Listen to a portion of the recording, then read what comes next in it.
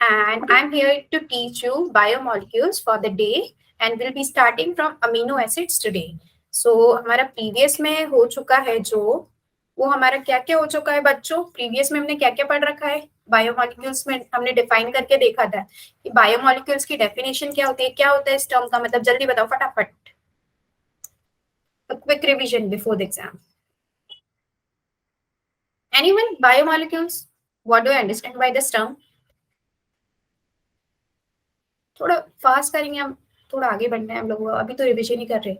Just 5 minutes revision and we will be start. Living molecule. Basically, biomolecules क्या होते हैं बच्चों. Biomolecules जो हमारे सेल के अंदर मिलेंगे मॉलिक्यूल्स, उसी को हमने बोला है बायोमोलिक्यूल्स. मतलब हमारी बॉडी के अंदर जो भी मिलने वाला है, एक लिविंग ऑर्गेनिज्म के बॉडी के अंदर जो भी मॉलिक्यूल मिलता है, सपोज प्रोटीन, कार्बोहाइड्रेट, ये सब वर्ड्स हमने सुने. ठीक है, तो इन्हीं मॉलिक्यूल्स को हमने क्या बोला है, बायोमोलिक्यूल्स. ठीक है, ये अपने एक लर्निंग ऑब्जेक्टिव्स देख लिए थे कि हम इस चैप्टर में पढ़ने क्या क्या वाले बेसिकली. तो आपका जो ये फर्स्ट वाला पार्ट है एनालाइजिंग द कंपाउंड कंप्लीट हो चुका है. हम इसके आगे बढ़ेंगे. ठीक है, तो हमने ये इसका देख लिया था कि मॉलिक्यूल्स तो होते हैं बट इनका कुछ ना कुछ क्या होता है, फंक्शन. तो मॉलिक्यूल्स क्या करते हैं, कुछ ना कुछ फंक्शन भी करते हैं, है ना. तो ऐसे तो है नहीं कि वो मतलब फालतू में पड़े होंगे. There would be a proper function. और इसके टाइप्स की बात करें तो हमने क्या क्या देख लिया, लिपिड्स देख लिए थे इसमें, न्यूक्लिक एसिड्स और कार्बोहाइड्रेट्स और प्रोटीन्स. तो ये सब क्या हो गया, एग्जांपल्स ऑफ बायोमोलिक्यूल्स. उसके बाद हमने क्या देखा था, एनालाइजिंग कंपाउंड्स. तो कंपाउंड के एनालिसिस में हमने क्या करा था, एक तो हमने क्या करा था, ऑर्गेनिक को और इनऑर्गेनिक को सेपरेट करा था. ठीक है, इनऑर्गेनिक और ऑर्गेनिक को सेपरेट करने के लिए हमने एक एक्सपेरिमेंट करा. तो इस एक्सपेरिमेंट में क्या करा था, हमने एक टिश्यू लिया. फॉर एग्जाम्पल मैंने क्या ले ली, एक लीफ ले ली और उसको क्या कर दिया, जला दिया, कंप्लीटली बर्न कर दिया. तो उससे क्या हो गया, उसमें अंदर जो भी कार्बन था, हाइड्रोजन था और ऑक्सीजन था, वो कैसे चले गए, बाहर चले गए. किस फॉर्म में चले गए, या तो CO2 बन गया या फिर H2O बन गया. ठीक है, तो ये क्या हो गया, ये खत्म हो गया. उसके बाद क्या है कि हमने क्या देखा कि हमारे पास क्या बची थी, कुछ ऐश बची थी. जलाने के बाद क्या ही बचता है, ऐश ही बचता है. और इसी ऐश में हम लोग क्या मिला था, इनऑर्गेनिक एलिमेंट्स. इनऑर्गेनिक एलिमेंट्स क्या हो गए, जो भी कार्बन, हाइड्रोजन और इन सबको छोड़ के बचे हैं. जब सपोज मैंने बात करी नाइट्रोजन की, फॉस्फोरस की, ये सब हमें कहाँ मिलेंगे, इस ऐश में. फिर एक हमने देखा था स्लरी बना के एक टिश्यू को ग्राइंड किया था, उसमें बायो माइक्रोमोलिक्यूल्स और क्या करे, सेपरेट किए थे बायो माइक्रोमोलिक्यूल्स, जिसमें दो फ्रैक्शंस आए थे. कौन कौन से बच्चों, एक तो आया था एसिड सॉल्यूबल.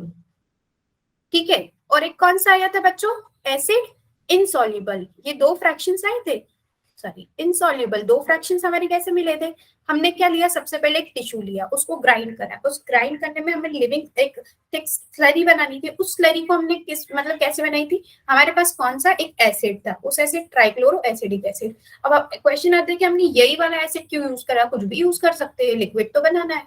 बट हमने ये वाला लिक्विड इसलिए यूज करा था क्योंकि उसके पास प्रॉपर्टी होती है कि जो भी उसमें मतलब एलिमेंट्स होते हैं, वीक एसिड, हाँ वीक एसिड होता है, that is true. But the property we are talking about that is कि हम उसके पास क्या प्रॉपर्टी है, वो क्या कर सकता है, स्पेशल प्रॉपर्टी. बिलाल आप बताओगे क्या स्पेशल प्रॉपर्टी है एसिड में, उसके पास प्रॉपर्टी होती है प्रेसिपिटेट करने की, जो कि मैक्रोमोलिक्यूल्स जैसे कि होते हैं. जैसे सपोज हो गया डीएनए, तो क्या करेगा, एक प्रेसिपिटेट बना देगा. ठीक है, डीएनए आरएनए राइट बैनिश. सो हमारे पास हमने वो एसिड लिया, स्लरी बनाई और उसके बाद क्या करा, उस चीज क्लॉथ लिया और उसमें हमने फिल्ट्रेट और रिटेंटेड दो चीज देखे थे. फिल्ट्रेट में हमारा क्या आ गया था, जो सॉल हो गया, सॉल्यूबल हो गया था, that means that is soluble. और सॉल्यूबल में क्या आ गए थे हमारे माइक्रोमोलिक्यूल्स. क्या आए थे बच्चों यहाँ पे, माइक्रोमोलिक्यूल्स. और एसिड इनसॉल्युबल में कौन सी रिएक्शन आई थी, मैक्रोमोलिक्यूल्स. अगर मैं माइक्रो की बात करी तो इसके एग्जांपल्स क्या होते हैं, जैसे कि अमीनो एसिड्स. ठीक है, और अगर मैक्रो की बात करूं तो इसमें क्या हो जाएगा, प्रोटीन्स, है ना. सो ये क्लियर है आप सबको बच्चों, हमने ये सब डिस्कस कर लिया था. ठीक है, अब हम नेक्स्ट देखते हैं अमीनो एसिड. ये आपने दो टेबल्स एनसीईआरटी में देखोगे आप.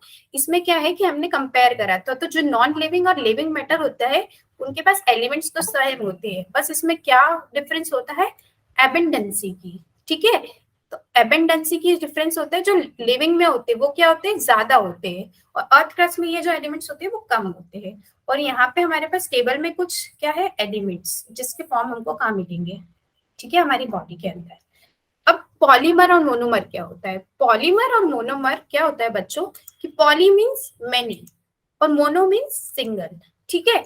तो मोनो में हमने जैसे कि कार्बोहाइड्रेट की बात करें तो वो एक पॉलीमर है, मतलब हमने बहुत सारे मोनोसेकेराइड्स को ऐड अप कर दिया, तो उसको ऐड करने के बाद हमारा क्या बन जाता है, कार्बोहाइड्रेट। सिमिलरली प्रोटीन्स की जो मोनोमर मतलब सिंगल यूनिट होती है, दैट इज अमीनो एसिड्स। अगर हम लिपिड की बात करें तो ग्लिसरॉल और फैटी एसिड्स मिलके क्या बनाते हैं, लिपिड बनाते हैं। और न्यूक्लिक एसिड की बात करें तो उनका जो यूनिट होता है that is nucleotide. Will be discussing all this very further, ठीक है।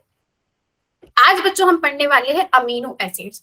तो अमीनो एसिड्स क्या होते हैं, सबसे पहले हमारे पास कि ये किसकी यूनिट, मैंने अभी जिस बनाया था किसकी यूनिट होते हैं, प्रोटीन्स की। दैट मीन्स अगर हमने एक अमीनो एसिड लिया, ठीक है, उसके बाद एक और अमीनो एसिड लिया, ऐसे करके मैंने बहुत सारे अमीनो एसिड्स को ना जोड़ दिया। अब जोड़ा है तो प्रॉपर किसी ना किसी बॉन्ड से भी जोड़ा होगा, तो ये जो बॉन्ड होता है उस बॉन्ड को हम यहाँ पे कौन सा बॉन्ड बोलेंगे बच्चों, यस करेक्ट, पेप्टाइड बॉन्ड बोलते हैं। तो पेप्टाइड बॉन्ड से हमें कौन से बहुत सारे अमीनो एसिड्स को लिंकअप कर दिया, तो उसके बाद हमारे पास जो स्ट्रक्चर आता है या जो मॉलिक्यूल होता है उसको बोलते हैं हम प्रोटीन। तो बच्चों को समझ में आया कि अमीनो एसिड्स इसको बोला हमने, जो प्रोटीन की मोनोमर यूनिट है मतलब सिंगल यूनिट से, उसी को हमने क्या बोला, कौन सा वो बोला, अमीनो एसिड्स। अब अमीनो एसिड्स की बात करें तो एक्चुअली तो ये तो बहुत सारे टाइप के होते हैं, पर यहाँ पे सिर्फ 20 क्यों लिया है, क्योंकि जो लिविंग ऑर्गेनिजम्स के अंदर मिलते हैं बॉडी में वो सिर्फ कितने मिलते हैं, सिर्फ 20 मिलते हैं। अगर हम इसकी बात करें तो इसी को हमने क्या बोल दिया बच्चों, 20। इसके टाइप्स हमारे पास कितने, 20। अब स्ट्रक्चर देखें तो स्ट्रक्चर में हमारे पास इसके पास मेनली 4 चीजें आती है, that is one is carboxyl, amino, hydrogen और वेरिएबल आर्गो। तो ये इसके क्या हो गए, अमीनो एसिड्स के कंपोनेंट्स हो गए बच्चों।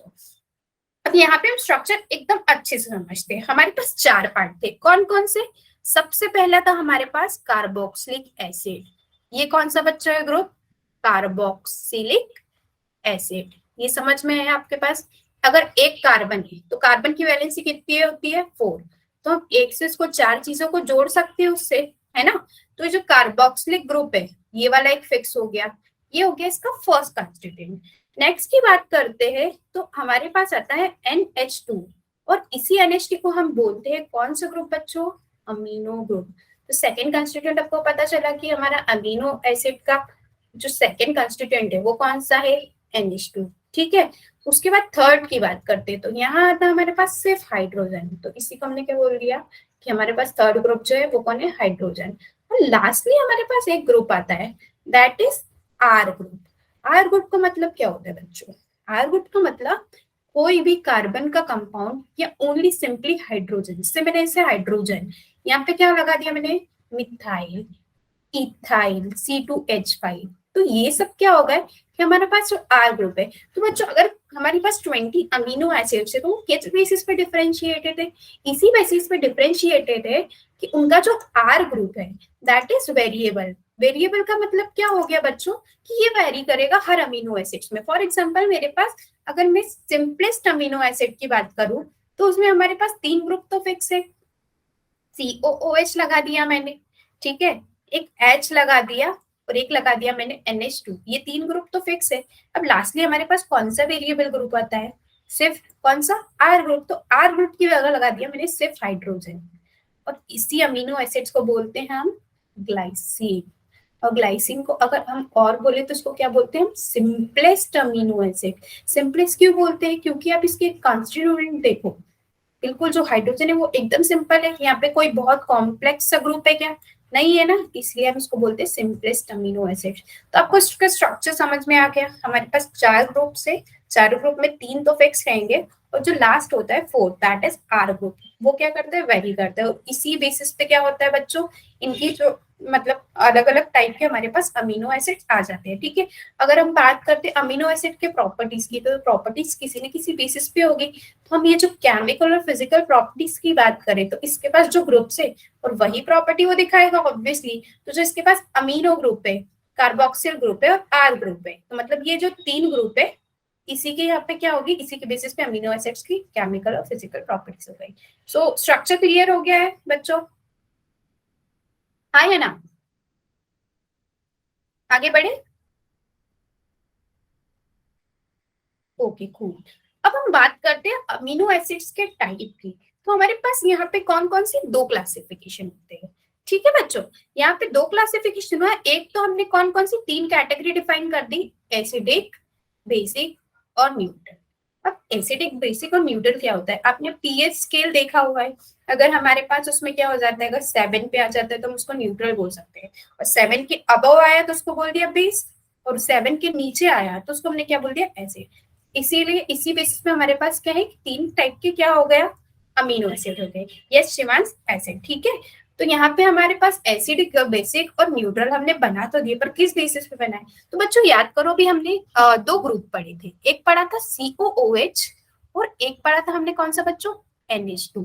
तो ये जो COOH होता है इसका नाम क्या होता है, कार्बोलिक कार्बोक्सिलिक एसिड। तो इसीलिए ये एसिड की प्रॉपर्टी बताएगा, तो इसी को हमने बोल दिया एसिडिक ग्रुप। और अगर हम बात करें NH2, तो NH2 क्या होता है, अमीनो ग्रुप। और अमीनो ग्रुप क्या होता है, amines are usually basic in nature. तो ये हो गया बेसिक नेचर। अब इन दोनों के बेस, इन दोनों को CaOH और NH2, इन दोनों के अगर नंबर्स वेरी कर जाते हैं, सपोज ये ज्यादा हो जाएगा तो अमीनो एसिड का नेचर कैसा हो जाएगा बच्चों, एसिडिक हो जाएगा। और अगर NH2 बढ़ते जाता है तो अमीनो एसिड्स का नेचर कैसा हो जाएगा, बेसिक। तो सिमिलरली यहाँ पे बच्चों देखो, एसिडिक, बेसिक और न्यूट्रल तीन कैटेगरीज आ गई। तो अगर सिर्फ सिंगल अमीनो एसिड है, अमीनो ग्रुप है और दो कार्बोक्सिल ग्रुप है, तो उसको हमने किस कैटेगरी में डाल दिया, एसिडिक, क्योंकि यहाँ पे एसिड ज्यादा है। अब यहाँ पे अमीन ग्रुप क्या हो गया, दो हो गए, और सिंगल कार्बोक्सिल ग्रुप हो गया। तो अब यहाँ पे अमीनो ग्रुप बढ़ गया, मतलब बेसिसिटी ज्यादा हो गई, तो इसलिए उसका क्लासिफिकेशन किसमें आ गया बच्चों, बेसिक में। न्यूट्रल का मतलब क्या होता है, ना तो एसिड और ना ही बेसिक।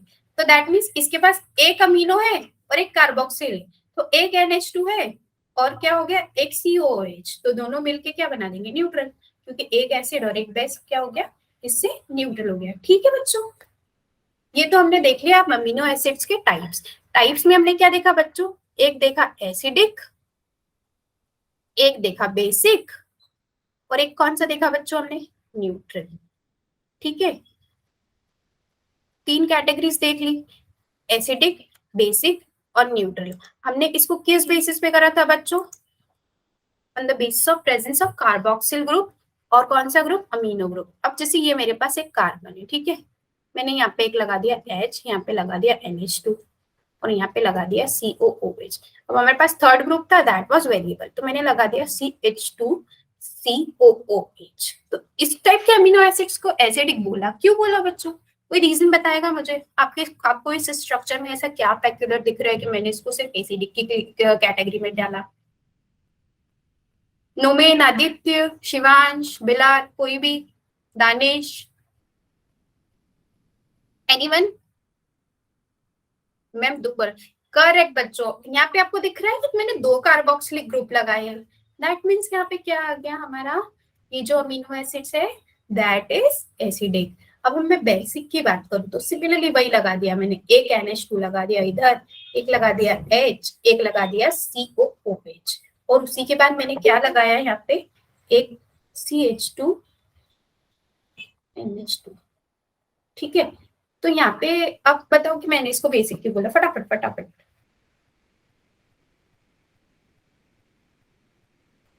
फटाफट, बिलाल, दानिश, शिवांश, 2NH2।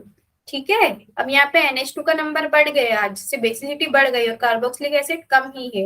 और न्यूट्रल की बात करूँ तो दोनों क्या होंगे, सिर्फ एक एक होंगे, है ना, एक NH2 लगा दिया, यहाँ पे मैंने दो H लगा दिया।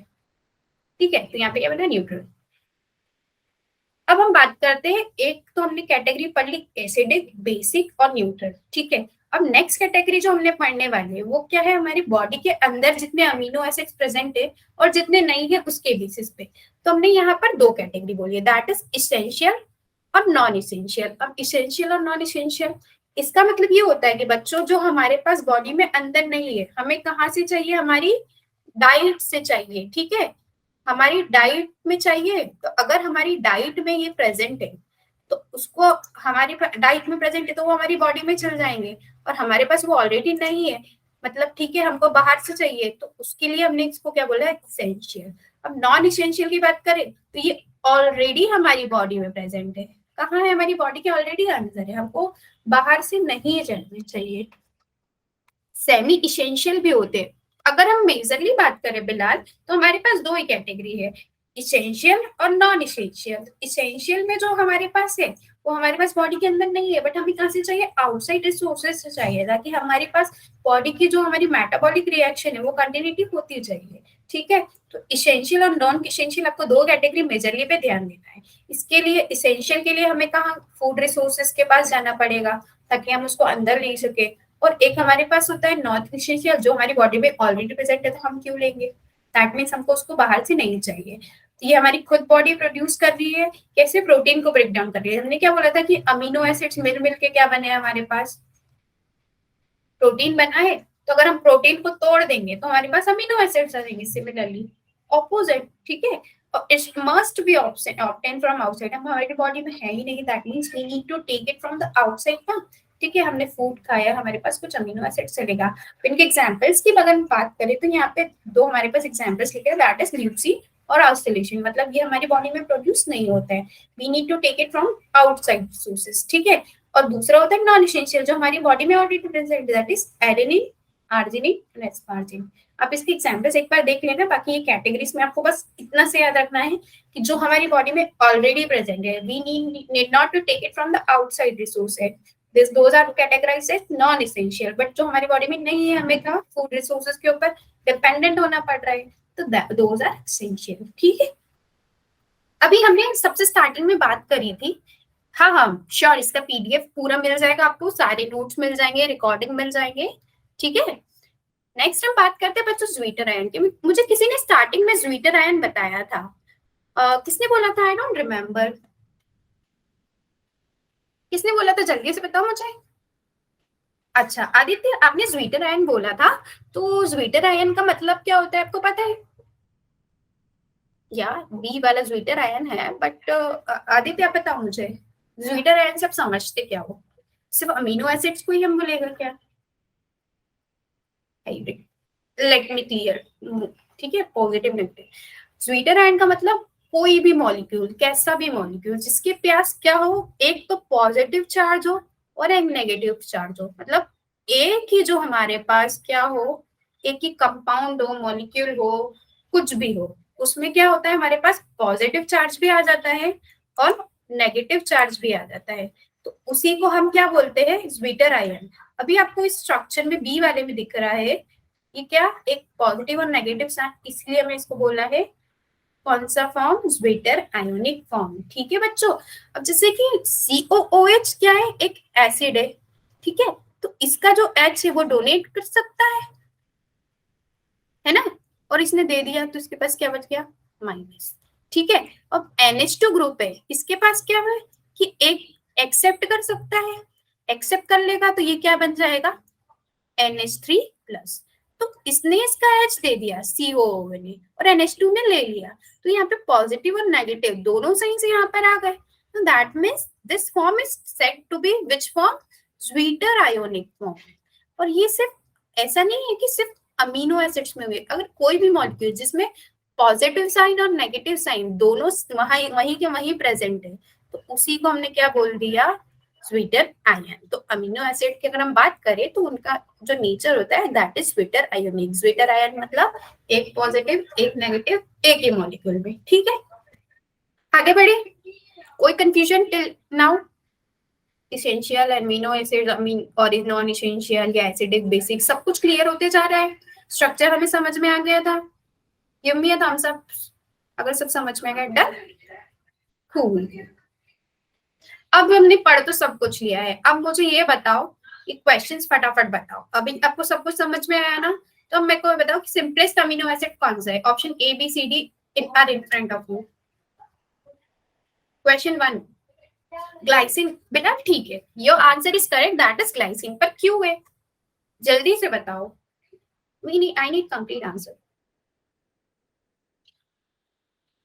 H what, complete answer. Simplest amino acid glycine, cool, मैंने मान लिया, बट क्यों है, RH, यस करेक्ट। मैंने इसको क्यों बोला है बच्चों ऐसा सिंपलेस्ट अमीनो एसिड, क्योंकि हमने अमीनो एसिड का क्या देखा था, स्ट्रक्चर देखा था, जिसमें हमारे पास 4 ग्रुप है। ठीक है, 4 ग्रुप में क्या हमने लगा दिया था, एक तो लगा दिया था COOH, एक लगा दिया था H, और एक लगा था NH2। तो ये वाले जो 3 ग्रुप है ये तो क्या हो जाएंगे, कॉमन है हर अमीनो एसिड में। बट यहाँ पे जो हमारा R ग्रुप है वो किससे रिप्लेस करा हमने, H से, मतलब यहाँ पे कोई भी कॉम्प्लेक्सिटी नहीं हो। इसीलिए इसका आंसर क्या होगा बच्चों, option A, that is glycine. Glycine is said to be simplest amino acids because in place of R group it is only hydrogen. अब मुझे ये बताओ which of the following amino acid has to be supplemented in the diet? पहले तो मैं इस बताओ कि इस क्वेश्चन से मैं पूछना क्या चाह रही हूँ, किसी को कुछ समझ में आ रहा है? आर ग्रुप में हाइड्रोजन होता है बस, स्पार्जिन। क्वेश्चन 2 का आंसर क्या होगा? पहले तो ये बता कि क्वेश्चन से आपको क्या समझ में आ रहा है? मैम डी, नहीं नहीं नहीं, इसका मतलब ये है कि amino acid has to be supplemented in the diet, मतलब ये हमारी बॉडी में क्या है, सिंथेसाइज नहीं हो रहा है, नहीं हो रहा है। दैट मीन्स मुझे कहाँ से चाहिए, बाहर से चाहिए। बाहर से चाहिए तो मतलब ये कौन सा हो गया हमारे पास, इसेंशियल अमीनो एसिड। ठीक है, इसेंशियल अमीनो एसिड्स, तो यहाँ पे हमारे पास 4 ऑप्शन है, तो इसेंशियल कौन सा है इसमें से, answer please. Essential amino acid कौन सा है जो हमारी बॉडी में सिंथेसाइज नहीं हो रहा है? We need to take it from the outside, we need to rely on food resources. Sorry, the answer is option A again, that is phenylalanine. ये तीनों हमारे बॉडी में ऑलरेडी मिलेंगे बट ये नहीं मिलता है, तो this is the correct option. ठीक है, आगे बढ़िए। अब एक क्वेश्चन और है, then will be moving to the next topic that is lipids. तो मुझे इस क्वेश्चन का आंसर बताओ कि the first amino acids in any of any polypeptide chain in eukaryotes. इसके लिए मैं आपको एक हिंट देती हूँ, ये हमारा प्रोटीन सिंथेसिस से रिलेटेड है।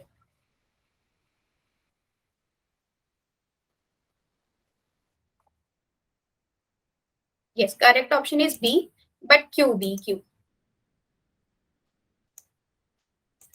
Please give reasons to support your answer. Danish बताओगे आप या मैं बता दूं?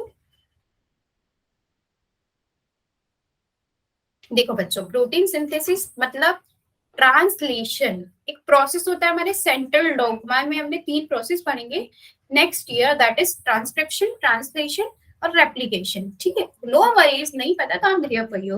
तो क्या होता है कि प्रोटीन सिंथेसिस जब होता है ना, तो उसमें इस प्रोसेस में क्या होता है, अमीनो एसिड्स की चेन होती है और उसी चेन पे क्या होता है, एंजाइम्स एक्ट करते हैं।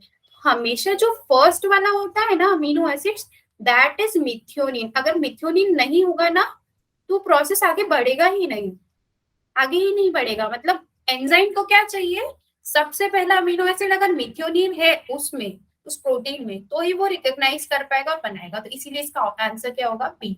समझ आया? आगे बढ़े दानिश, सचिन, बिलाल, आदित्य, नोमैन।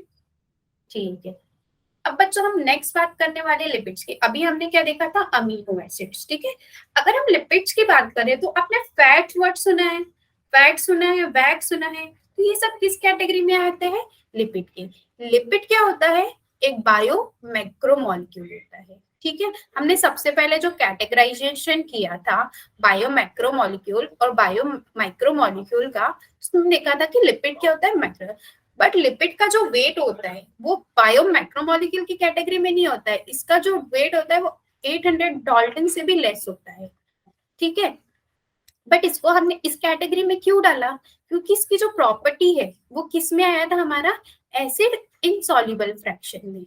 ठीक है, इसीलिए हमने इसको किस कैटेगरी में डाला, किस कैटेगरी में डाला बच्चों, बायो माइक्रोमोलिक्यूल। अगर मैं लिपिड्स की एकदम सिंपली बात करूं तो हमारे पास जो भी फैट्स होते हैं हमारी बॉडी के अंदर, ऑयल्स हुआ, आपने फॉस्फोलिपिड का नाम सुना है, कहा मिला था हमको, सेल मेम्ब्रेन में, हमने सेल में पढ़ा था कि सेल मेम्ब्रेन जो बनी होती है वो फॉस्फोलिपिड बाइलेयर होती है। तो देयर, तो ये सब चीजें जो होती है ना बच्चों, उसी को हम बोलते हैं लिपिड्स। लिपिड्स की अगर मैं नेचर की बात करूं तो ये क्या होते हैं, इनसॉल्युबल इन वाटर होते हैं। इनसॉल्युबल इन वाटर मतलब ये क्या हो गए, नॉन पोलर हो गए, नॉन पोलर हो गए, ठीक है। इसलिए हमने इसको क्या बोला, हाइड्रोफोबिक। आपने दो वर्ड सुने, हाइड्रोफिलिक और हाइड्रोफोबिक। जो फोबिक होते हैं, हाइड्रोफोबिक होते हैं, वो वाटर में सॉल्युबल नहीं होते, मतलब वाटर हीटिंग। फोबिक का मतलब, फोबिया मतलब हेट करना, ठीक है। हाइड्रोफिलिक का मतलब होता है वाटर लविंग। अगर कोई भी चीज अगर वाटर में कंप्लीटली डिसॉल्व हो गई, that means that is hydrophilic. पर जो यहाँ लिपिड की बात कर रहे हैं, तो लिपिड हमारे नॉन पोलर इन नेचर होते हैं और हाइड्रोफोबिक होते हैं। मतलब अगर हम वाटर में अगर उसको मिक्स करने जाए, सॉल्युबल नहीं होगा। बट अगर हम उसको ऑर्गेनिक सॉल्वेंट में सॉल्व करते हैं, जैसे एल्कोहल हो गया या कोई भी ऑर्गेनिक सॉल्वेंट हो गया, तो उसमें क्या हो जाएगा, वो डिसॉल्व हो जाएगा, ठीक है। तो लिपिड के हमने देख लिया, एक तो ये हाइड्रोफोबिक होता है, किस कैटेगरी में आता है, बायो मैक्रोमोलिक्यूल में। इसका जो वेट होता है वो सारे बायो मैक्रोमोलिक्यूल जैसे जिनका 10,000 से भी ज्यादा होता है। बट यहाँ पे इसकी जो है वो एक एक्सेप्शन है कि है, यहाँ पे इसका वेट ज्यादा नहीं होता है। बट किस फ्रैक्शन में हमें मिलता है, एसिड इनसॉल्युबल में, ठीक है। अब लिपिड्स की कुछ एग्जांपल की बात करें तो फैट्स, वैक्स, स्टेरोल, अगर फैट सॉल्युबल विटामिन, फॉस्फोलिपिड्स जो का मिले थे सेल मेम्ब्रेन में, ग्लिसराइड, तो ये सब क्या हो गए, लिपिड के एग्जांपल्स हो गए, है ना। सबसे पहले बात कर रहे हैं फैटी एसिड्स की। फैटी एसिड भी क्या है, हमारा एक टाइप का लिपिड ही है, ठीक है। अगर फैटी एसिड के स्ट्रक्चर की बात करें तो सिंपली एक COOH ग्रुप है, ठीक है। COOH ग्रुप को मैंने किससे ज्वाइन कर दिया, एक R ग्रुप से। R ग्रुप फिर अभी हमने पढ़ा था, क्या पढ़ा था बच्चों, अभी हमने अमीनो एसिड में देखा एक वेरिएबल ग्रुप। तो यहाँ पर ये वाला जो ग्रुप है, दैट इज ऑल्सो वेरिएबल। मतलब जैसे जैसे आर ग्रुप चेंज होते जाएगा, अलग अलग टाइप के फैटी एसिड्स बनते जाएंगे। तो R group can be either methyl मतलब सिंगल कार्बन, या फिर C2H5। और जैसे जैसे CH2 बढ़ते जाएगा 19 कार्बन से, तो जैसे पाल्मिटिक, अरागोनाइक एसिड, ये सब क्या हो गए, इसके एग्जांपल्स हो गए। यहाँ पे भी किसकी प्रॉपर्टीज हो गई, यहाँ पे हमारा जो आर ग्रुप है वो वैरी करते जा रहा है। तो क्या हो गया बच्चों, ये फैटी एसिड्स का सिंपली स्ट्रक्चर हो गया। मतलब किसी भी आर ग्रुप को हमने किसी छोड़ दिया CO से, तो वो क्या बन गया हमारा फैटी एसिड्स। एग्जांपल्स आपको दिख गए, पाल्मिटिक, अरागोनाइक, ओलिक एसिड। अब अगर हम क्लासिफिकेशन की बात करूं, तो मैंने फैटी एसिड्स को दो कैटेगरी में डाल दिया। एक को बोल दिया सैचुरेटेड, एक को बोल दिया नॉन सैचुरेटेड। अब ऐसा क्यों बोला बच्चों, कि अगर किसी भी चेन, एक की आपको इतनी बड़ी बड़ी चेन दिख रही है, ठीक है, कार्बन की, और यहाँ पे क्या देखोगे, हर कार्बन के बीच क्या है, सिर्फ सिंगल बॉन्ड है। बट यहाँ पे डबल बॉन्ड आ रहा है। तो इस डबल बॉन्ड और सिंगल बॉन्ड दो कैटेगरी की में इसी को बोलना है हमने सैचुरेटेड। अगर कोई भी पूरी कार्बन की अंदर, चेन के अंदर कोई भी डबल बॉन्ड नहीं है, तो that means it is saturated. और क्या हो गया, अगर डबल बॉन्ड आ गया तो उसको बोल दिया मैंने अनसैचुरेटेड, ठीक है। अब आपको समझ में आ गया कि डबल बॉन्ड की प्रेजेंस के बेसिस पे हमने क्या कर दिया कि दो कैटेगरी। अब सैचुरेट होता है जो भाई बच्चों, वो क्या होता है कि थोड़ा स्ट्रांग होता है, इजीली ब्रेक नहीं होता है। बट क्या होता है, अनसैचुरेट क्या होता है, इजीली ब्रेक हो जाएगा, ठीक है। अभी हमने देख लिया फैटी एसिड। फैटी एसिड के बाद हमने मूव करने जा रहे हैं another category of lipid, that is glycerol, ठीक है। ग्लिसरॉल क्या करें, एक सिंपल लिपिड है। अगर हम स्ट्रक्चर की बात करें तो इसको हमने क्या बोला है, try hydroxy propane. That means यहाँ पे क्या हो गया, मेरे पास 3 OH ग्रुप है। स्ट्रक्चर में आपको दिख रहा है 1 2 3, 3 OH ग्रुप देख गया और 3 कार्बन है, that mean it is propane, ठीक है। मैंने इसीलिए इसको क्या बोल दिया, प्रोपेन बोल दिया। तो यहाँ पे हमने अगर इसकी स्ट्रक्चर की बात करें तो it is try hydroxy propane, ठीक है। अगर लिपिड्स की बात करें तो लिपिड की जो कैटेगरी है उसमें ग्लिसरॉल भी हो सकता है और फैटी एसिड भी हो सकता है। और अगर हम दोनों को भी मिला दें तो उसको भी हम क्या बोलेंगे, क्या बोलेंगे बच्चों, एक लिपिड ही बोलेंगे, ठीक है। यहाँ पे समझ में आ गया। अब यहाँ पे मेरे पास 3 मैंने कैटेगरी डाल दी, मोनोग्लिसराइड, डाइग्लिसराइड और ट्राइग्लिसराइड। ये मैंने किस बेसिस पे बोला बच्चों, जो फैटी एसिड्स होते हैं उनके पास कौन सा ग्रुप होता है, जल्दी मेरे को बताओ कौन सा ग्रुप होता है। फैटी एसिड्स का स्ट्रक्चर देखा था, इसमें R group was with a particular group. कौन सा ग्रुप था, भूल रहे हो क्या, याद नहीं आ रहा। फैटी एसिड में कौन सा ग्रुप था बच्चों, जल्दी बताओ। आर ग्रुप के साथ एक और ग्रुप था, आर ग्रुप तो हमारा वेरिएबल ग्रुप था।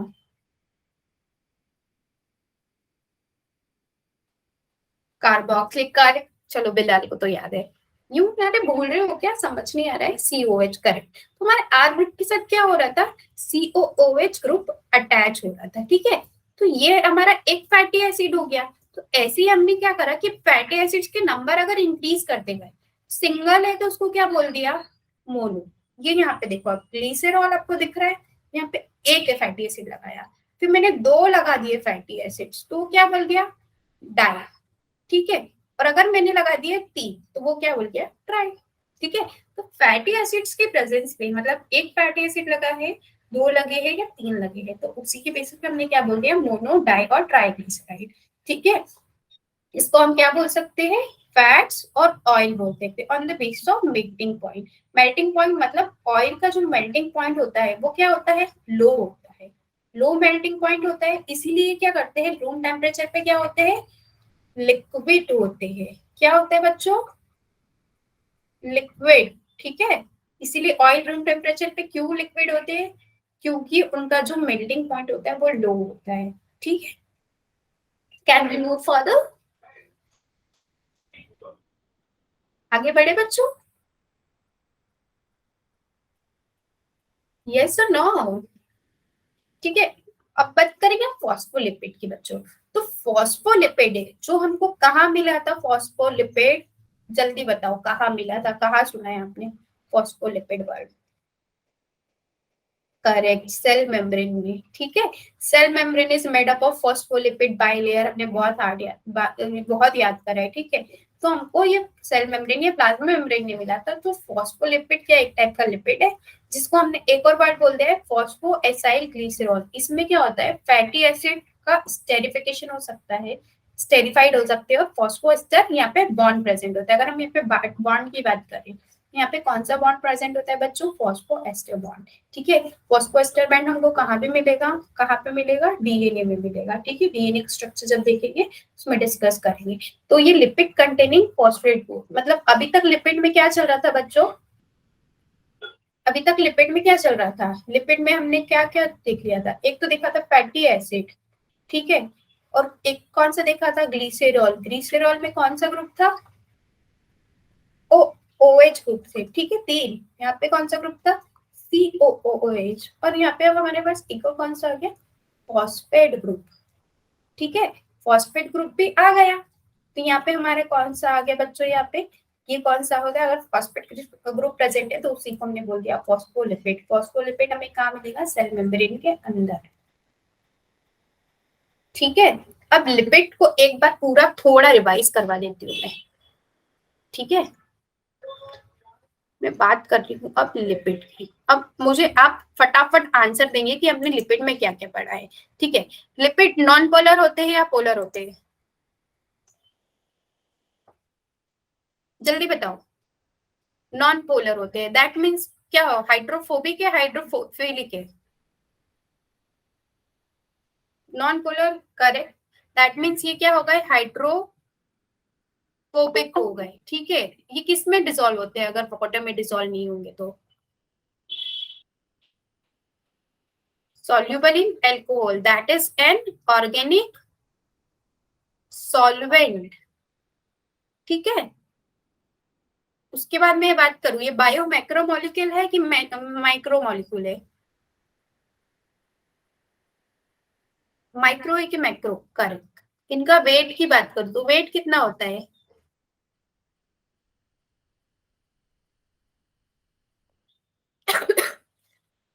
क्या, लेस देन 800 डाल्टन। ठीक है, ये तो चार देखी है। उसके बाद मैंने यहाँ पे लिपिड में टाइप्स एग्जाम्पल्स की बात करी थी, तो मुझे एग्जाम्पल बताओ कि लिपिड का एग्जाम्पल क्या है, एग्जाम्पल जल्दी बताओ एग्जाम्पल्स।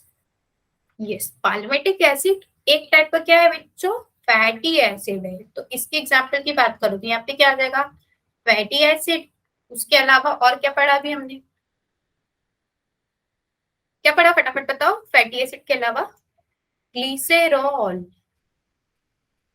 ठीक है, ग्लिसरॉल के अलावा एक चीज और पढ़ी थी, लेसिथिन। ग्लिसरॉल एग्जाम्पल तो सही है, बट अभी हमने क्या पढ़ा था, इसके अलावा एक चीज और पढ़ी थी, that was phospholipid. Last topic तो था बच्चों। ठीक है, तो यहाँ पे हमारा लिपिड में हमने क्या क्या पढ़ लिया, फैटी एसिड्स, या तो सिर्फ फैटी एसिड या इन दोनों का क्या हो सकता है, स्ट्रिफिकेशन भी हो सकता है। ठीक है, तो ये जुड़ गए, ये भी क्या बना लेंगे, एक लिपिड ही बना लेंगे। इसके बाद अगर फॉस्फेट ग्रुप प्रेजेंट होता है, पी ग्रुप, ठीक है, basically it is PO4 minus, वो ग्रुप प्रेजेंट है, तो उसी को हमने क्या बोल दिया बच्चों, फॉस्फोलिपिड। ठीक है, कूल, आगे बढ़े, आगे बढ़े, लिपिड क्लियर है, ठीक। अब बात बात हम करेंगे इसकी बच्चों, न्यूक्लियोसाइड और न्यूक्लियोटाइड, ये किस चीज में हमारे कौन से मैक्रोमोलिक्यूल में आएंगे, जल्दी बताओ। न्यूक्लियोसाइड और न्यूक्लियोटाइड किस चीज में आएंगे, यस, न्यूक्ली से न्यूक्ली याद रखना है, या हमारे मिलेंगे न्यूक्लिक एसिड में। न्यूक्लिक एसिड क्या होते हैं हमारे पास, कौन कौन से आते हैं बच्चों, दो टाइप है हमारे, दो टाइप के न्यूक्लिक एसिड यूजुअली मिलते हैं हमको, कौन कौन से बच्चों, यस, डीएनए और आरएनए। अब डीएनए और आरएनए की जो मोनोमर यूनिट है ना, दैट इज न्यूक्लियोटाइड। तो न्यूक्लियोटाइड क्या हो गया, न्यूक्लियोटाइड होता है मोनोमर यूनिट ऑफ व्हाट, किसकी मोनोमर यूनिट होती है, मोनोमर यूनिट किसकी होती है बच्चों, यस, न्यूक्लिक एसिड। ठीक है, तो न्यूक्लियोटाइड हो गया। अब न्यूक्लियोटाइड और न्यूक्लियोसाइड, अब यहाँ पे आपको एक टी और एक एस का डिफरेंस दिख रहा है बस, बाकी तो स्पेलिंग कंप्लीटली सेम है, बट ये दोनों बहुत अलग अलग चीजें होती है। यह मेरे किस बेसिस पे होंगे बच्चों, ये हमारे होंगे किसके बेसिस पे, डीएनए के स्ट्रक्चर में तीन चीजें होती है, एक होता है फॉस्फेट ग्रुप, एक होता है नाइट्रोजनस बेस, और एक होता है शुगर। तीन चीजें हो गई, शुगर, एक होता है नाइट्रोजनस बेस, और एक होता है फॉस्फेट ग्रुप। ठीक है, अगर ये तीनों चीजें प्रेजेंट है एक ही स्ट्रक्चर में, तो उसी को हमने क्या बोल दिया, न्यूक्लियोटाइड बोल दिया। ठीक है बच्चों, बट अगर मैं फॉस्फेट ग्रुप को क्या कर दूं, रिमूव कर देती हूँ यहाँ पे, तो रिमूव करने के बाद क्या बच रहा है हमारे पास, न्यूक्लियो नाइट्रोजनस बेस प्लस क्या बच गया यहाँ पे, सिर्फ शुगर बची। अगर सिर्फ दो चीजें हैं तो उसको मैंने बोल दिया न्यूक्लियोसाइड। ठीक है, तो आपको इन दोनों का डिफरेंस पता चला कि न्यूक्लियोटाइड किसको बोला और मैंने न्यूक्लियोसाइड किसको बोला बच्चों। देखो बच्चों, न्यूक्लियोसाइड में हमारा क्या होता है कि सिर्फ नाइट्रोजनस बेस, नाइट्रोजनस बेस क्या है, एक टाइप के कंपाउंड है, एक टाइप के मॉलिक्यूल है। उस मॉलिक्यूल में अगर एग्जांपल्स की बात करें तो एग्जांपल्स में हमारे पास आते हैं adenine, guanine, cytosine, uracil, thymine. हमारे पास बेसिकली 5 नाइट्रोजनस बेस होती है जो हमारे डीएनए और आरएनए में मिलती है। आरएनए और डीएनए में सिर्फ इतना डिफरेंस होता है कि ये जो यूरेसिल होता है वो हमारा कहाँ प्रेजेंट होता है बच्चों, आरएनए में। ठीक है, एक एक न्यूक्लिक एसिड के अंदर कितनी, सिर्फ 4 नाइट्रोजनस बेस होती है, जिसमें ए, सी और जी, दैट इज एडेनिन, गुआनिन और साइटोसिन, तीनों कॉमन है। बट जो हमारा टी और यू है, दैट इज यूरेसिल और थायमिन, ये हमें सिर्फ सिंगल सिंगल में मिलेंगे। डीएनए में हमारे पास सिर्फ थायमिन होता है, और थायमिन को रिप्लेस कौन कर देता है, आरएनए में हमारे पास यूरेसिल। अब मैंने इसको बोला है हेट्रोसाइक्लिक रिंग। हेट्रोसाइक्लिक रिंग क्यों होते हैं, कार्बन कंपाउंड तो है, मतलब एक सपोज कौन है बच्चों, मेरे पास ये रिंग है, ठीक है, ये बेंजीन रिंग सपोज मैंने बना दी, बट यहाँ पे क्या है कि कार्बन कार्बन तो आपको सब पता है, बट मैंने यहाँ पे क्या लगा दिया, नाइट्रोजन लगा दिया। तो अगर कोई भी रिंग जिसमें क्या है, कोई भी रिंग जिसमें अदर देन कार्बन एलिमेंट आ जाता है, तो उसी को हम क्या बोलते हैं, हेट्रोसाइक्लिक रिंग। हेट्रोसाइक्लिक मतलब different type of atoms in a carbon ring. तो ठीक है, यहाँ पे यूजुअली क्या आ जाता है बच्चों, नाइट्रोजन स्पेस में नाइट्रोजन आता है। तो यहाँ पे आप पहला स्ट्रक्चर देखो एडेनिन का, एडेनिन में आपको ये रिंग दिख रही है, पर रिंग के अंदर क्या है, नाइट्रोजन प्रेजेंट है, तो ये क्या हो गया यहाँ पे, हेट्रोसाइक्लिक। सिमिलरली ग्वानिन को देखो, ग्वानिन में भी आपको नाइट्रोजन दिख रहे हैं, मतलब नाइट्रोजनस स्पीसीज में क्या होता है कि रिंग्स होते हैं, रिंग्स के अंदर डिफरेंट टाइप ऑफ एटम्स होते हैं। जैसे कार्बन सिर्फ नहीं होगा, कार्बन के अलावा क्या होता है यहाँ पर हमारे पास, नाइट्रोजन भी होता है। तो ये हेट्रोसाइक्लिक रिंग कंपाउंड्स बन गए। उसके बाद ये क्या है, बहुत इंपॉर्टेंट पार्ट होता है न्यूक्लियोसाइड और न्यूक्लियोटाइड का। अभी अपने दोनों देखे हैं, तो न्यूक्लियोसाइड और न्यूक्लियोटाइड दोनों में हमको कॉमनली क्या मिल रहा था, एक तो शुगर मिल रही थी, शुगर के अलावा हमको क्या मिल रहा था बच्चों, नाइट्रोजनस बेस। तो नाइट्रोजनस बेस दोनों में कॉमन होती है, क्योंकि ये क्या हो गया, इसकी फॉर्मेशन में, मतलब न्यूक्लियोटाइड और न्यूक्लियोसाइड अगर किसी भी चीज को बनाया, that means will be requiring two basic thing, that is one is sugar and other is nitrogenous base. हमारे पास नाइट्रोजनस बेस 5 टाइप के हो गए, दैट इज ACTUT। अगर बात करें तो 3 तो कॉमन है, हमको तीनों दोनों में मिल रही है, और एक जो है यूरेसिल, जो हमको कहाँ मिल रहा है, सिर्फ आरएनए में, और अगर उसी की जगह हम डीएनए में बात करें तो वी आर गेटिंग थाइमिन। तो आपको ये समझ में आ गया what are nitrogenous bases, what is nucleoside, what is nucleotide. अब मुझे फटाफट टाइप करो न्यूक्लियोटाइड का जो मैंने मतलब स्ट्रक्चर में क्या क्या चीजें हैं, फटाफट लिखो न्यूक्लियोटाइड में। एन, बेस, शुगर, फॉस्फेट, और न्यूक्लियोटाइड में जल्दी, सॉरी साइड में, I am very very sorry, slip of tongue हो गया। न्यूक्लियोसाइड में क्या क्या आता है बच्चों, एन और बेस शुगर। बिलाली को सब याद हो रहा है कि बाकी सबको भी याद हो रहा है? कहीं ज्यादा तेज तो नहीं हो गया, कुछ छूट गया क्या? रिपीट करूं मैं? Anything, lipid, amino acid, nucleoside, nucleotide? नहीं ना नोमेन, आपको भी समझ में आ रहा है तो फिर जवाब भी सब मुझे दो। मुझे नहीं हो रहा है, क्या नहीं हो रहा है शिगर, कोई कंफ्यूजन है? क्या समझ में नहीं आया, आप मुझे बताओ फटाफट, एक बार रिवाइज कर लेते हैं। मैम प्यूरिन और पेरिमिडिन रह गए। वो बच्चों अभी हमने सिर्फ न्यूक्लियोसाइड और न्यूक्लियोटाइड पढ़ा है, अभी मतलब हमने एक छोटा सा वो देखा है। अभी जो हुआ है, आपको न्यूक्लियोसाइड और न्यूक्लियोटाइड नहीं समझ में आया? ठीक है, मैं एक बार फिर से रिपीट करती हूँ, ठीक है। न्यूक्लियोसाइड और न्यूक्लियोटाइड में क्या होता है शिखर, हमारे पास दो चीजें हैं, एक हो गया न्यूक्लियोसाइड और न्यूक्लियोटाइड, ये हमको कहाँ मिलेंगे? सबसे पहले हमको पता होना चाहिए कि ये हमको कहाँ मिलने वाले हैं, न्यूक्लिक एसिड में। न्यूक्लिक एसिड क्या होता है, जो हमारे न्यूक्लियस के अंदर दो हमको एसिड मिलते हैं। हम यूकैरियोट्स है तो हमारे अंदर क्या मिला है, डीएनए मिलता है, पर जो कुछ सर्टेन प्रोकैरियोट्स उसके अंदर आरएनए मिलता है। तो इनके अंदर ये हमारे पास क्या हो गया, न्यूक्लिक एसिड। तो न्यूक्लिक एसिड की अगर मैं कंपोनेंट्स की बात करूँ तो न्यूक्लिक एसिड में बेसिकली 3 चीजें होती है, एक होता है शुगर, नाइट्रोजन बेस और फॉस्फेट ग्रुप। अब यहाँ पे क्या हुआ बच्चों कि न्यूक्लियोसाइड और न्यूक्लियोटाइड कैसे बना, मैंने दो कंपाउंड दिए, सपोज मैंने यहाँ पे ले लिया शुगर और नाइट्रोजनस बेस, तो इन दोनों को मैंने अगर जोड़ के कोई स्ट्रक्चर बनाया है, कौन सा, तो वो स्ट्रक्चर कौन सा बना है शिखर, न्यूक्लियोसाइड बना है। पर मैंने सिर्फ तीनों को जोड़ दिया, इसमें फॉस्फेट ग्रुप को ऐड कर दिया, तो ये क्या बन गया है, न्यूक्लियोटाइड।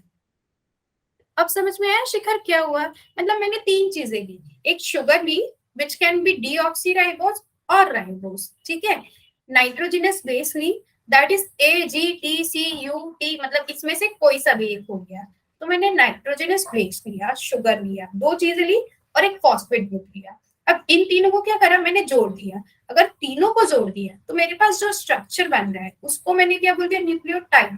पर न्यूक्लियोसाइड की अगर मैं बात करूँ तो मैंने सिर्फ एक शुगर ली, एक शुगर का मॉलिक्यूल लिया और एक क्या लिया, मैंने नाइट्रोजनस बेस लिया, दोनों को जोड़ दिया, तो इस स्ट्रक्चर जो फॉर्म हो रहा है उसी को मैंने क्या बोल दिया, क्या बोला, न्यूक्लियोसाइड। अब समझ में आया साइड और टाइड क्या है? यस मैम आ गया, कुछ छूटा तो नहीं, पक्का आ गया, नहीं तो एक बार और रिपीट कर दूंगी मैं। आदित्य किसी को कोई भी कंफ्यूजन है तो प्लीज लेट मी नो। आ गया ना, ठीक है, ओके, डन। ओके बच्चों, न्यूक्लियोसाइड और न्यूक्लियोटाइड में मैंने अभी बात करी थी किसकी, हेट्रोसाइक्लिक रिंग की। तो मेरे पास एक ये रिंग आ गई, तो मैंने यहाँ पे देखो, यहाँ पे एडिनोसाइन लिखा है स्ट्रक्चर में, एक रिंग के अंदर मैंने क्या लगा दिया, CH2OH, ठीक है। तो अगर मैं इस न्यूक्लियोसाइड की बात करूँ तो मेरे पास यहाँ पे एग्जांपल्स में क्या बोल सकती हूँ, एडिनोसाइड, गुआनिसाइन, थाइमिडाइन, यूरिडाइन, ये सब क्या न्यूक्लियोसाइड, मींस यहाँ पे क्या है, शुगर प्लस बेस, ठीक है।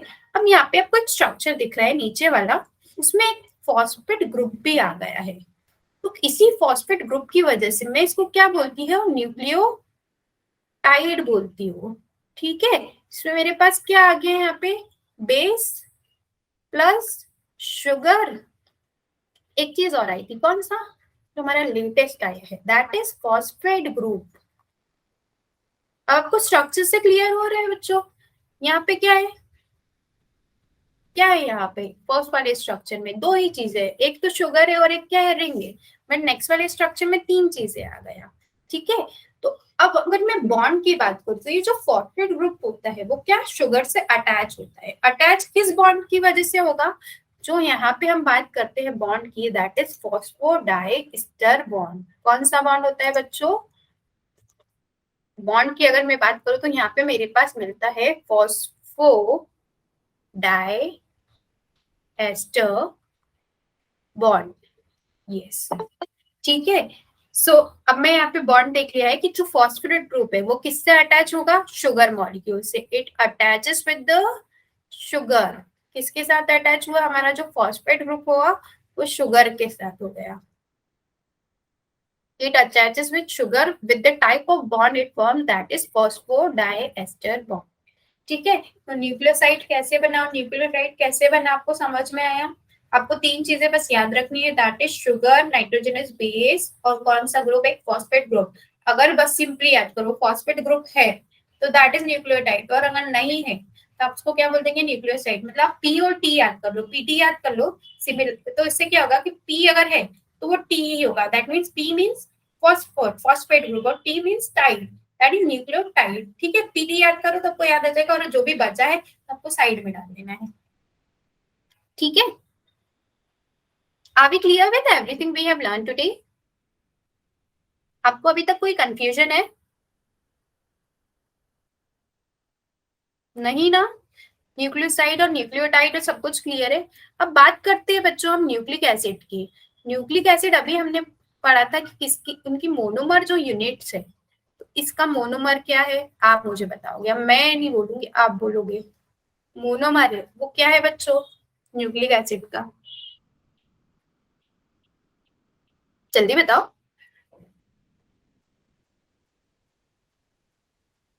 न्यूक्लिक एसिड की मोनोमर यूनिट क्या है? Nucleotide, correct. अभी तो हमने इतना न्यूक्लियोसाइड टाइड इतना डिस्कस करा है, फटाफट आंसर आना चाहिए। न्यूक्लियोटाइड जो किसका किसका बना होता है? Nitrogenous, sorry, nitrogenous base. मतलब मैं सिंपली लिखूं तो क्या हो गया मेरे पास? Base plus sugar plus phosphate group two minus. ठीक है। तो बच्चों रिपीट की अगर मैं न्यूक्लिक एसिड की बात करती हूँ तो मेरे पास होता है डीएनए और आरएनए। डीएनए यूजुअली हमको यूकैरियोट्स में मिलता है, बट ये कई किसी किसी वायरस में भी मिल रहा है। ये किसकी तरफ फंक्शन करता है बच्चों? जेनेटिक मटेरियल की। मतलब जो one generation to next generation transfer होता है वो क्या होता है बच्चों? सिर्फ ट्रांसफर। अगर एक पेरेंट से एक बेबी बन रहा है तो नेक्स्ट जनरेशन में क्या जाएगा? सिर्फ न्यूक्लिक एसिड ही जाता है। तो जो passes it passes from one generation to next generation.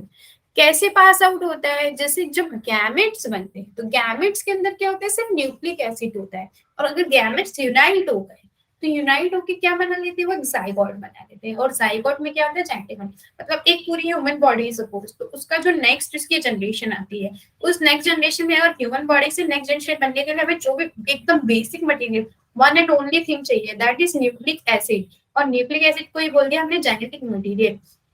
Nucleic acid में क्या होता है?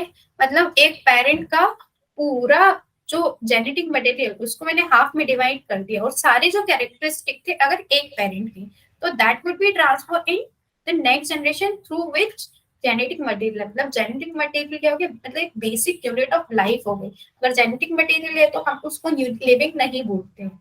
ठीक है, so it is of prime importance. ठीक है, हमने दो टाइप देख लिए, दैट इज आरएनए होता है और एक होता है हमारे पास डीएनए। अब ये आरएनए और डीएनए कैसे बने? तो इनके पास जो शुगर है उसमें डिफरेंस होता है बच्चों। ठीक है, अगर मैं आरएनए की बात करूं तो यहाँ पे सिर्फ मेरे पास शुगर होती है, वो किस टाइप की होती है? राइबोस। पर अगर मैं डीएनए की बात करूं तो यहाँ पे मेरे पास जो शुगर होती है दैट इज डीऑक्सी राइबोस। तो अगर मैं पूछूं आपसे कि आरएनए और डीएनए में क्या डिफरेंस है तो आप मुझे ये बताओ। दो डिफरेंस है जो मैंने, एक तो मैंने पहले डिस्कस कर चुकी हूँ और एक अभी जस्ट पता है। अब फटाफट बताओ कि आरएनए और डीएनए में दो पैक्युलर डिफरेंस क्या है? जल्दी बताओ।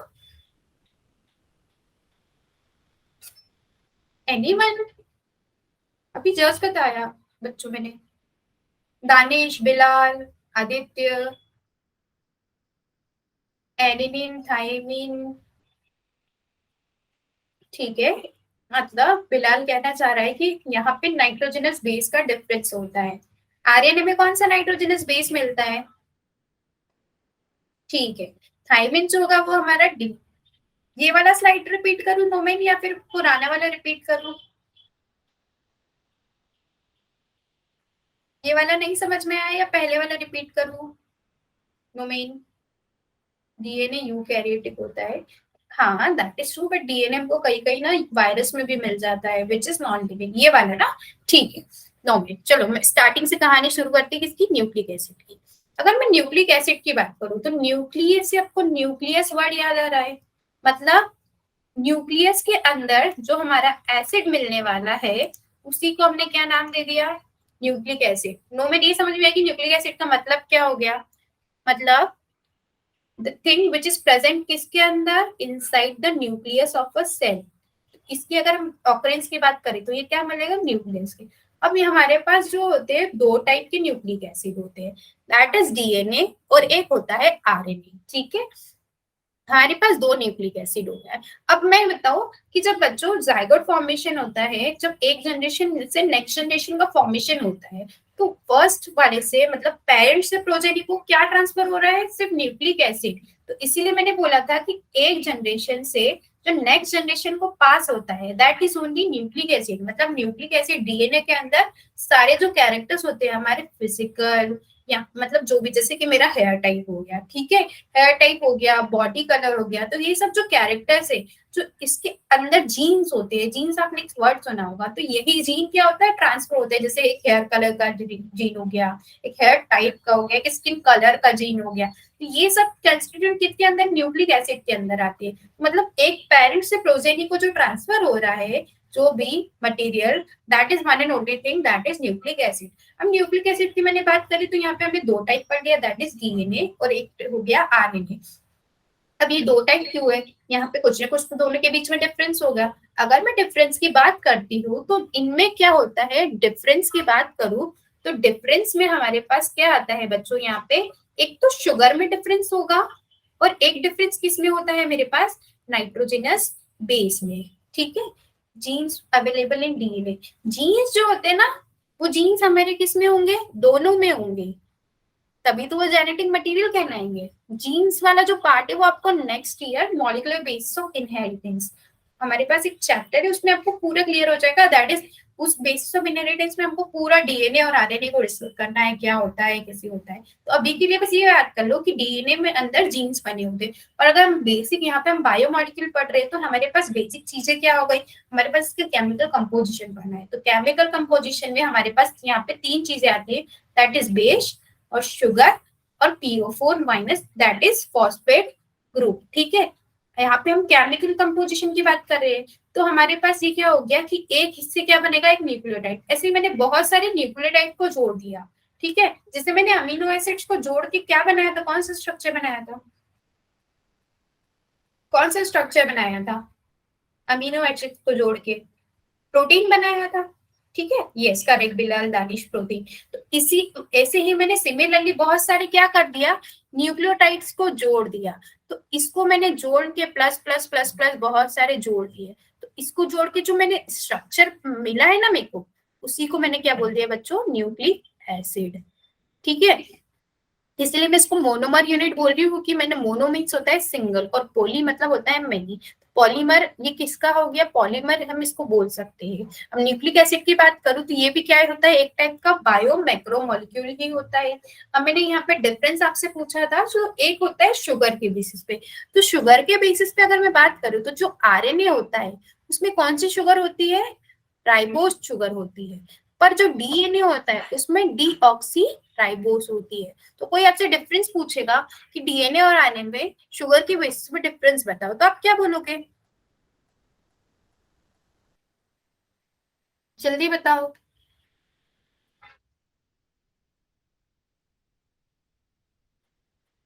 नोमेन आप बताओ मुझे, नोमेन। जल्दी बताओ कि डीएनए में कौन सा शुगर होगा। ठीक है, करेक्ट, मतलब आपको समझ में आ गया कि राइबोस और डीऑक्सी राइबोस। जो हमारा डी होता है, डी से आपको याद रखना है डीऑक्सी, और आर से याद रखना है राइबोस। बहुत इजी है, इसीलिए हमने उसका ना, अगर मैं इसकी कंप्लीट नेम की बात भी करूँ ना, तो इसको मैं क्या बोलती हूँ, deoxy ribo nucleic acid. Nucleic acid आ रहा है, एनए का फुल फॉर्म वही हुआ। और आरएनए की बात करूं तो ये कौन सा होता है, राइबो न्यूक्लिक एसिड। ठीक है, समझ में आ गया न्यूक्लिक एसिड वाला पार्ट। अब ये जिस चीज से बना है, अगर केमिकल कंपोजिशन की बात करूं तो मेरे पास तीन चीजें आ गई यहाँ पे। ठीक है, शुगर, फॉस्फेट और कौन सा, नाइट्रोजनस बेस। अब हमारे पास जो नाइट्रोजनस बेस है वो कितने हैं, 5 है। That is adenine, guanine, thymine, uracil और सिस्टीन। तो ए, जी और सी, आप ए सी, ए से इसको लेटर से याद करो तो आपको याद रहेगा। तो आरएनए में हमारे पास यूरेसिल आया था, और यूरेसिल को अगर डीएनए में हम देखें तो रिप्लेस कर देगा, क्या आ जाएगा वहां पे, थाइमिन। ये सब क्लियर हो गया बच्चों। नोमेन, दानिश, आदित्य, बिलाल, शिखर, कोई कंफ्यूजन है? लिपिड वाला पार्ट भी क्लियर हो गया है। तो आपको नेक्स्ट क्लास में क्या करना है बच्चों, मैंने जो जितना भी पढ़ाया है सब कुछ रिवाइज करके आना है, ठीक है। और जो भी आपको डाउट्स है प्लीज आप उसको नोट डाउन कर लेना और लिख के ले आना, ताकि हम नेक्स्ट क्लास में डिस्कस कर सके। मतलब ऐसा होगा कि हमारा टॉपिक कंप्लीटली सबको एकदम समझ में आ जाना चाहिए, ताकि नेक्स्ट एग्जाम में ये नहीं हो कि ये छूट गया था, ये समझ में नहीं आया। Most probably I will be taking, but I am not sure. ठीक है दानिश, या तो आशी मैम लेंगे या मैं लूंगी। बाकी जो आज वाला पार्ट है आपको क्लियर है ना कम्प्लीटली। बट आपको क्या करना है, रिविजन करना ही है बच्चों, ठीक है। So we are done for the day. किसी को कोई कंफ्यूजन है तो बताओ। सब कुछ क्लियर हो गया है? ठीक है, तो नेक्स्ट क्लास में हम ये सब रिवाइज करके आना, ओके। थैंक यू बच्चों, it was a great day with you all. Study well, bye bye. Bye Danish, bye Aditya.